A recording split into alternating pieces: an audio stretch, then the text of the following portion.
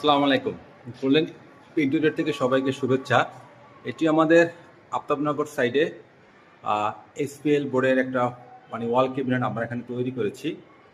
তো প্রথমে দেখাচ্ছি আমাদের ওয়াল ক্যাবিনেটের ভিতরের অংশগুলো কিভাবে তৈরি।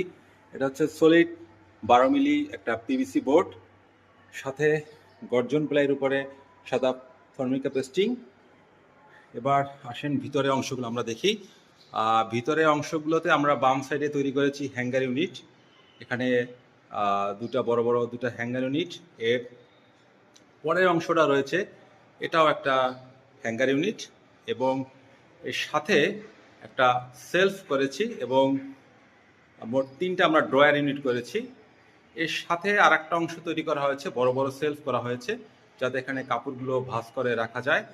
এবং এর সাথে ম্যাচিং করে আমরা একটা টেবিল তৈরি করে দিয়েছি, ডিং টেবিল আমরা এখানে তৈরি করেছি, এবং এটা হচ্ছে ফুল হাইটের একটা ওয়াল ক্যাবিনেট।